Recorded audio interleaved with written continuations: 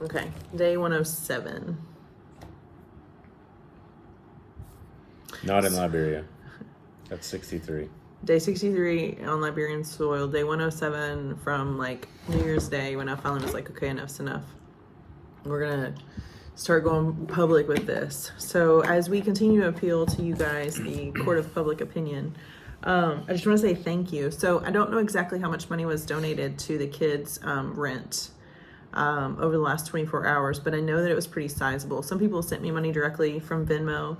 You can do that if you want to. I'm just going to turn around and donate it to the Small World website. One friend said that it was a little glitchy, like because it asked for verification. Sometimes if you pick PayPal instead of credit card, so it automatically defaults to PayPal, but if you want to use a credit card, you got to fix that drop down. That may be the glitch. But if you're like, I'm not going to mess with that and I don't care about the tax deduction, just Venmo me if you want to. And I'll send you the Venmo, and I promise my Venmo is fast and I can just turn around and do that. But my calculations of what I knew that people gave, and then I've had some other friends say that they've gotten some money promised. I think we're sitting right around 8,200. And then a friend of mine, another fellow adoptive mom who has a kid waiting in the orphanage, she said that she got an extra 200. And then the Davenport said they're doing the fill the box thing, and they said they were gonna do their next load, they were just gonna give to the orphanage.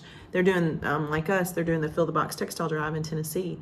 So some of you guys that don't have just money in your account, if you wanna do a quick textile drive for us, and especially if you're in Tennessee, or if you're in Florida, we can do that and give that to the orphanage as well. So taking care of 37 kids is something that's never done. I am personally dying to take all of specifically the older school age kids, but all the kids, if I can, to the local eye center and just get their eyes checked and make sure they don't need glasses. Nutrition has a huge impact on your vision, and a lot of these kids have had pretty poor nutrition. That's why they're in the orphanage. So it's not surprising that most of them end up needing glasses. I know that that's a need that we can take care of. It's not that big of a deal to do. So the eye exam itself is only $10, but it's just a matter of, first of all, like having the money to do that for 37 kids. And then if they do actually need glasses, they have to be old enough to kind of participate for the eye chart here. I know in the States we can just put a machine on them and it calculates. They don't even have to be verbal to get glasses in the States because the technology is there. But here, the technology is not that advanced. But we noticed a pretty significant vision thing with one of the kids. So we wanted to get that checked out. And when we got there and realized how inexpensive it was, it's a Lions Club sponsored clinic. I told the orphanage director, I'm like happy to take as many of the kids as we can squeeze in. The other problem is trying to find a time that he has to spend a few hours at the eye clinic with several kids. So we've not been able to do that yet. But again, like 37 kids that are age, 16 to 1, like you could spend days meeting their needs. But their basic needs are met. I know we did the solar panel project. Had I known that the rent was looming, I probably would have tackled that first, but I didn't know. And I didn't ask.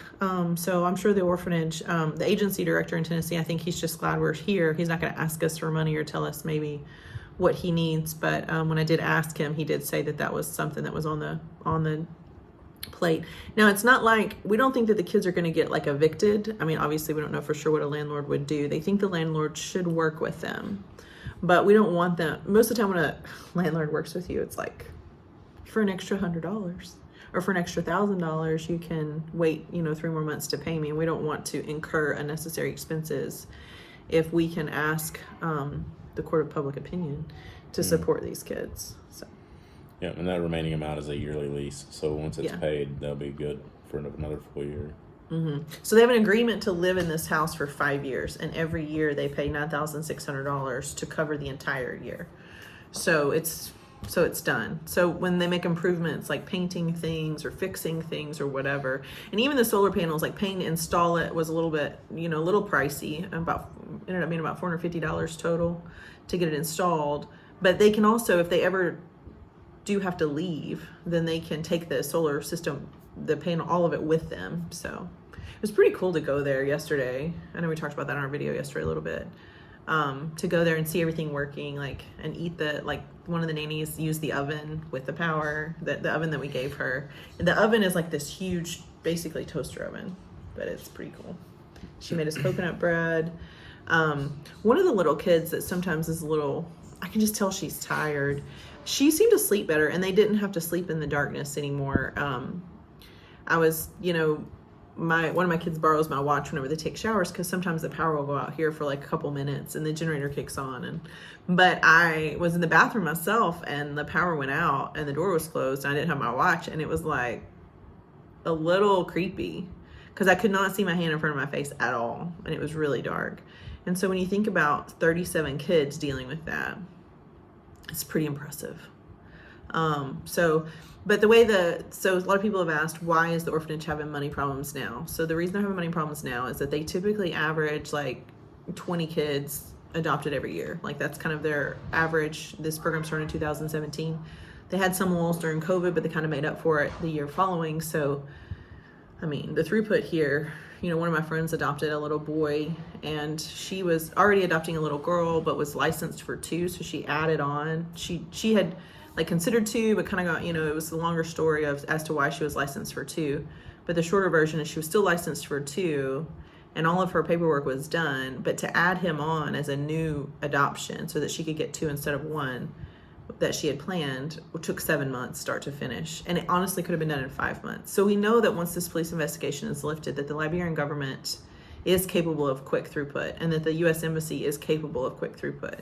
So just want to encourage you guys that it's possible. But, we have heard too that just kind of like from a friend of a friend of a friend, that the Ministry of Gender staff and the leadership there has just kind of gotten fed up with the police, and they are doing a lot more advocating on the behalf of our orphanage and the other orphanage that's suspended. We hope that they're advocating for them as well. So. Yeah, and we reviewed some numbers too, of like how many adoptions have gone through, and like total Liberian adoptions we estimate last year was in 2023 was like around 20. All agencies combined. All agencies combined. And that's 3 different agencies. And that is just really disheartening. It's really low. I think ours did 5 or 6 that we know of. Yeah. In 2023. I haven't seen it split up. But. I mean, we know of a few of them. Yeah. So it's just. It's bad. It's sad. Whereas in 2022, it was just like every month there was somebody here. Yeah. So. Frustrating, to say the least. Yeah. But hopefully that gets, like you said, gets picked back up again. And I think too, and I'm hopeful that are doing these videos and letting the needs. So just to go back, like if the orphanage was just to do probably a minimum of 10 adoptions, they would have money left over for like improvements or expansion or like the things that aren't like deal breakers, like whether or not the kids need glasses, like that's kind of like an extra. But if they were doing like minimum 10 adoptions a year, then that kind of stuff would be easier. Like light bulbs wouldn't be like a huge deal. Like he was like, when he put light bulbs on the list, and they're like rechargeable bulbs, so they last like a really long time. But when he put light bulbs on kind of the orphanage director here put light bulbs on there, I'm like you've been holding out on $7 light bulbs that would keep it from being so dark at night for these kids, because you just like you're picking between light bulbs and food. But that is like, this is rare, and this is because we're in a political crossfire. The U.S. Embassy had issues with the previous administration. Now there's a new administration and they're all starting fresh, and but the thing that we keep hearing is that they've done all this investigation into our agency and to the throughput of adoptions, and they haven't found anything wrong. And it seems like that's making it longer because they haven't found anything. So they keep overturning the same rocks over and over and finding new rocks that maybe the U.S. Embassy, because the U.S. Embassy brought the concern to begin with, is that they thought that there was corruption within the Ministry of Gender staff and their relationships with the adoption agencies and the way that the adoptions were being done. But they haven't found anything wrong. So that's kind of almost made the investigation last longer, because there's pressure from the Liberian people. If an American U.S. ambassador has a concern, they want to say yes. Like they want to agree. They don't like the conflict. These people had civil war for 20 years. The last thing they want to do is fight or have conflict with anyone, especially U.S. citizens in a place of power. And it doesn't just have to do with their worry about that they won't get to travel, or it doesn't have to do with that as much as it does. It's just the culture that because we are Americans and because we live in a country that sustainably for many years, hundreds of years, has stayed stable, they respect us and they think that we know more. So they want to listen. So as Americans living in Liberia that are adopting Liberian children, our voice is important, because without us here, they would still just be worried that they weren't doing what the Americans think they need to do in terms of the U.S. Embassy. Now, do I think that the U.S. Embassy are bad people? No, I really don't. I don't think they're bad people. I don't think that they are equipped to navigate the adoption world. I think that international child trafficking is a huge problem. And I just don't think the people that are in power at the consular office have the same years of experience in the adoption world that they should have to be handling these cases. Personally, I don't think they're bad people. I am alone in my opinion on that, because pretty much Jeremy and everybody else thinks they're bad people, but I don't. I think that they're uneducated, and I think that they come from a place of fear. So I went and rewatched the video of Senator Wicker from Mississippi today, and he kind of blew the whistle on the Senate floor about It was 2005, right? When did he? The video was from when?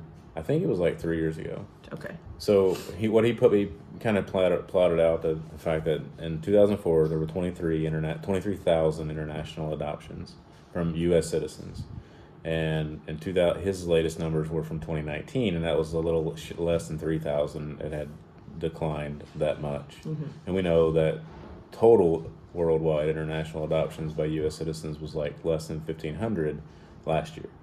And most of those declines are because of exactly what we're living right now. Well, and his thing was that the State Department, their policies have shut down 30 plus adoption agencies that were working out of America, just based on their the paperwork and the bureaucracy and all the things that the red tape and the expenses that go along with trying to do international adoptions. This is something they've added to make it more challenging.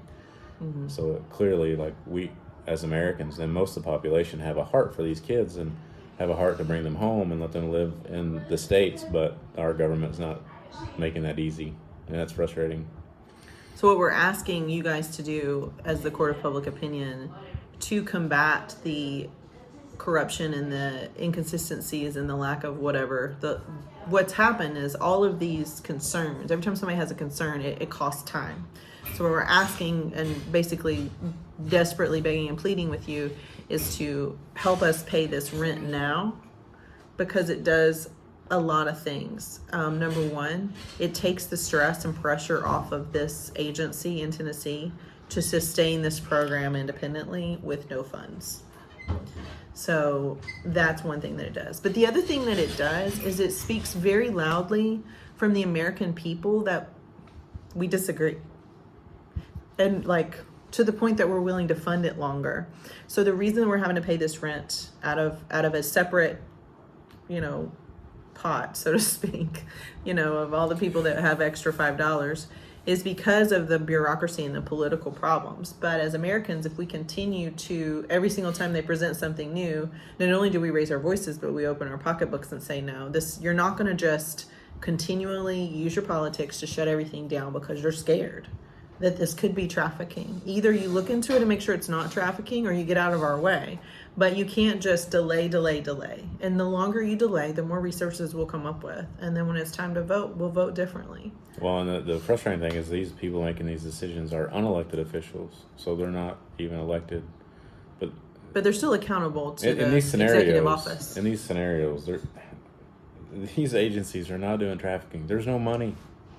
I mean, nobody's getting rich. Well, there's not a market to traffic kids through adoption. Through the legal way. There's just not. It's impossible. But it's not even impossible. It's just easier to do it illegally. Yeah. It's just easier. Like, if you're going to traffic kids, like all these resources that are being put on this one agency should be placed somewhere else. Because yes, do I believe that kids are getting trafficked out of Liberia? Probably.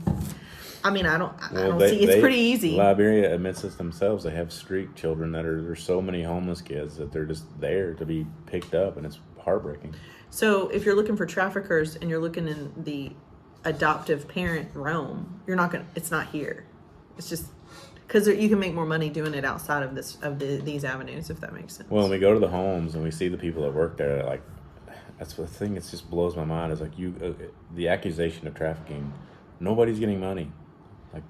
Well, there's like they're not getting wealthy. But I don't see like a Bentley out there. Like, yeah, I run an well, orphanage. and I mean, I think we all know it's not like so. The agency, Here's my Ferrari. the agency that we work with, they have adoptions in other countries, but one of their main countries that they've done adoptions out of for years is China, and China's shut down. So they've got two countries that are just not, and those are Liberia and China have been the two largest proponents. So what shuts international adoption down? We're living it. Agencies run out of money. They can't cope. They try to get the kids out that are matched, but they can't continue to match kids. They can't continue because they can't afford it.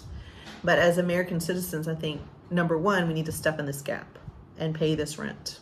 However, we need to do it. I'm kind of out of money because I live in Liberia now, so I really can't. Like, I'm gonna have to go home and get our house ready to rent and pray that we get good renters that'll pay great rent, just so that we can stay here longer.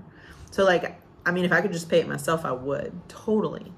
But like, I need American citizens that are not adopting to, as you've done before for us in the past. We've fundraised, to be here now, but like, we need your financial support because that speaks loudly.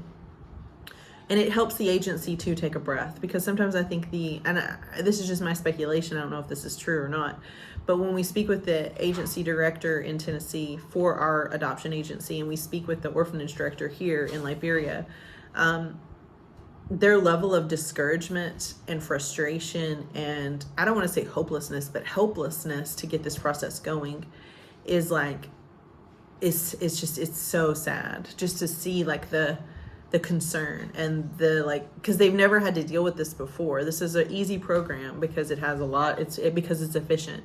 So when you say like just watching them, even seeing them together in the same room, just try to sit with us and have a meeting and explain it, it's heavy, the pressure that they're under, Yeah, and it's impressive with all the pressure they're under that they've thrived so long, even to this point. Yeah. And I was like, you should have told us sooner that you were worried about this rent. But then I think about from their perspective how they didn't want to tell us anything because they're just glad we're still here. Not in Liberia, but still participating in the program. I do think they're glad that we're in Liberia too, because we've been able to do a lot of good things here.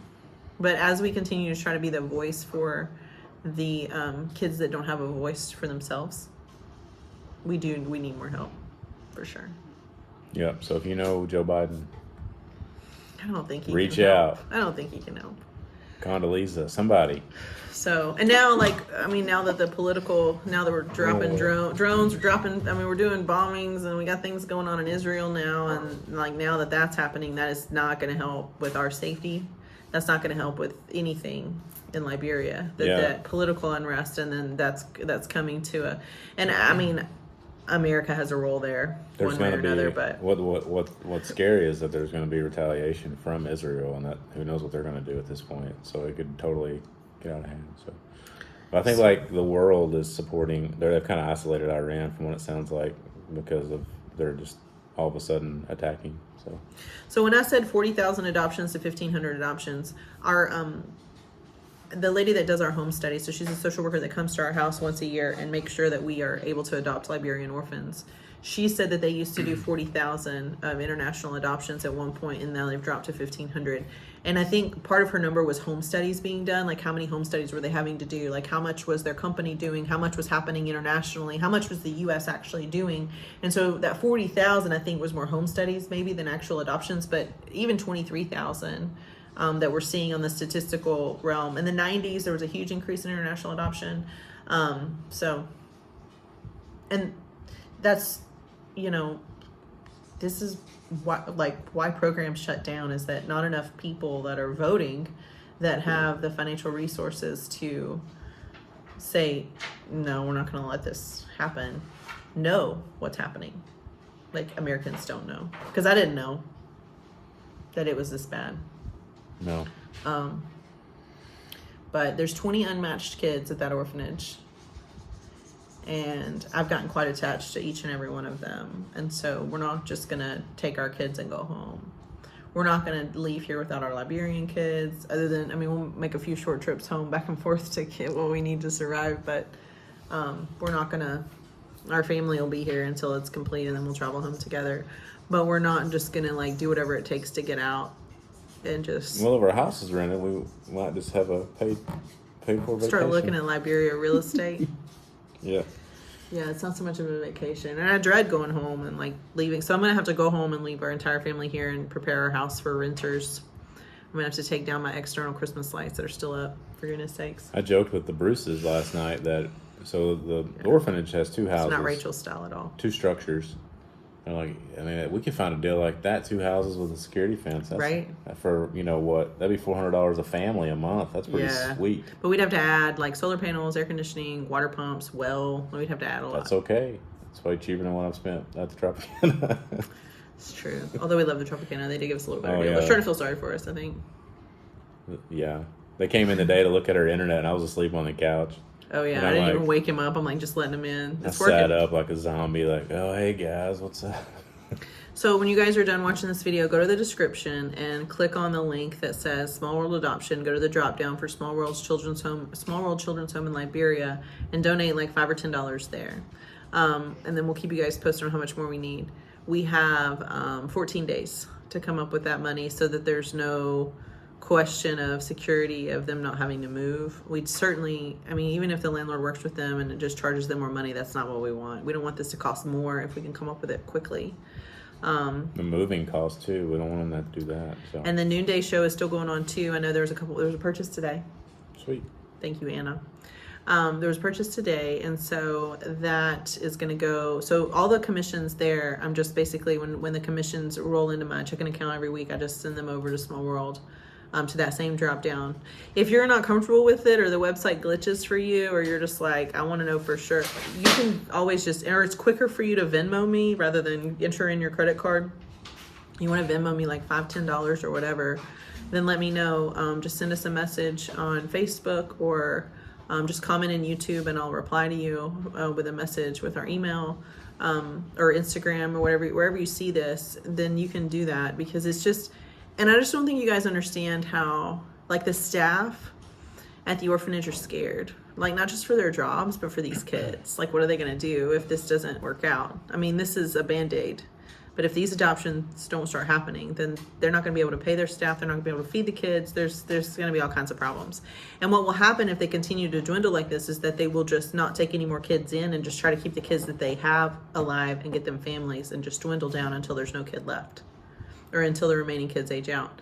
So that's not what we want. We want a thriving program that houses 30 kids at a time. They're not even really supposed to, I don't know how they're working on the capacity. I know the siblings are, like the girls, if you're a same-sex sibling, you're sharing a bunk bed right now. And they're big. Like, they're like college dorm type single beds, like twin beds. Like, they're big. But like, it's not ideal. In the pitch black, sharing some of the sibling sets are like, kind of that tween age and like 7. So like if you have a younger sister that's 4 years younger than you guys are sharing a bed, or a younger brother that's, a couple years younger than you guys are packed in there. It's not ideal for these kids, especially when so now they have light at night so they can be rambunctious. But yeah, so to give this staff, to give them just this boost would be great. So I can't say it enough. Like, we really need that money as soon as possible.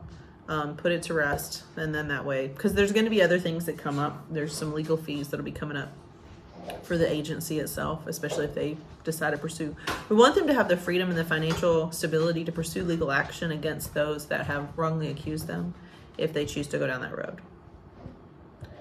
So, and we also want them to be able to expand and take in more kids at a time. Or if you're comfortable asking your church community too to help, that'd be cool. Yes, Victoria did that and got a great response. And she for the solar panels, great response. Her church did it, so. I mean, I think a few churches can knock this out super quick. Yeah. And create like a long-term partnership for an international program. Yeah. If you guys are if your church home is looking for orphans to support internationally, this is a solid program that could definitely use it.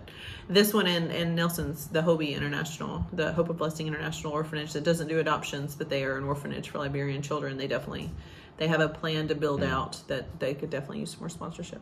Liberia is a good place to help because the people here are good. They're resilient. They survived a 20-year civil war that was devastating.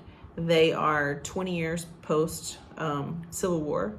They are more committed to their peace, to the point that I think they should manage conflicts a little bit better. I almost think that that's part of the reason why the Liberian government has not more aggressively tried to resolve this, is that they're just so non-conflict. Like, Everybody just get along. And that is part of their healing process from being in that war and being in that trauma. Is these people, these adults, they remember the war because it wasn't that long ago. So they're going to wait. But they're getting to that point where we've heard that Liberian government officials are kind of like within their own structure. They're getting a little more irritated at the time our kids have had to. Well, and another problem that we've run into is that the Liberian mindset is that they believe that the U.S. is not corrupt at all, and when we shared that, like, corruption exists everywhere. It's possible to exist everywhere. Well, there's there's corruption, and it just blew our very educated friend's mind, who's a Liberian, that he's like, that there's corruption in the U.S. government. There's corruption in any government, like you said. Yeah. So. Now, the corruption within the Liberian government is different than corruption in the U.S. government, just based on time, experience, and education. I will say this about the U.S. government. The United States in general is a sustainable economy, a sustainable place to live with basic human rights that are honored or at least acknowledged in a court, no matter what. I mean, if you have no money and you do terrible things, you will still have a court-appointed lawyer to advocate on your behalf. Like, the value of human rights there is high. The value of human rights here in Liberia is they're learning, especially with the women's rights thing. They're learning. They're learning to find their voice. These women that are in leadership right now grew up in a culture where they weren't even allowed to look people in the eye. So but this is why Liberia is a good country to support. If your church or your family or whatever, you're looking for like an international cause to support, this is a good one. Even if it's just short term, just get us through this bump. I wish I could tell you more about the waiting kids, the unmatched waiting kids, man. Oh, I wish we could do videos with them, but it's just not legal, so unfortunately. No, but there is one that this little boy is so smiley and so cute. Jeremy won't let me adopt any more kids, or he'd be coming home with me. And he's so sweet and so smiley. And he wrote me this nice note because I took like colored pencils. I would be excited about. You might take him, really? I mean, I have been giving him hugs when we leave. He gave me a hug, and I was like, I mean, he's gonna be hard to leave. But he is precious, and he wrote me a note, like a handwritten note with colored pencils, and I would show it to you, except for he wrote our kids' names there. So our daughters, he wrote like their names, and like Joan and Jude, we'll call them. That's not their names. I love their parents. Hey, I love Jude. it when they visit. What else did he say? I had a picture of it. They're doing good things, basically. Sweet kid. Yeah. So you might because I've always kind of wanted a boy, but Jeremy won't let me have a boy. He says girl dad for life. That's the thing. Unfortunately, it's just so, at this point where we are, it'd be really hard to just add him. Well, if we live here long enough, we might as well add everybody.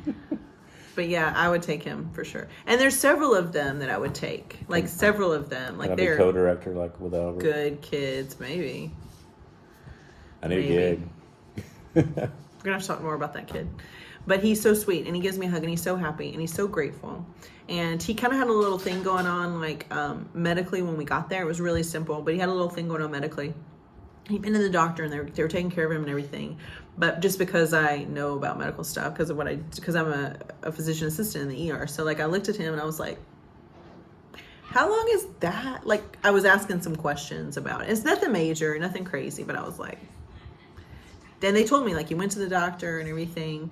And then I looked at him and I was like, but he needs like sour candy. Like this would fix it. And those of you that are medical professionals, you're going to be like, oh, sour candy. And those of you that are medical professionals are going to be like, what can you fix with sour candy?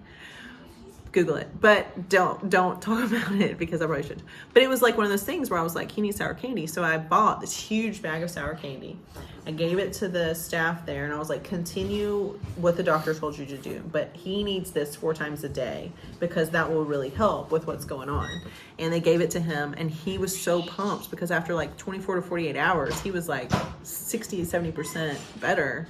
And he was so happy. Like he was like so happy. Mm-hmm. But we could have done nothing for him and he still is just all the time.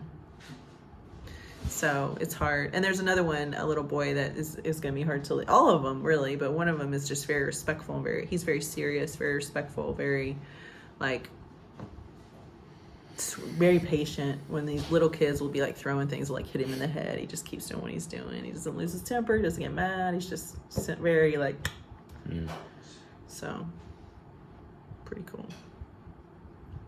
Good stuff. All right. TikTok. Yeah.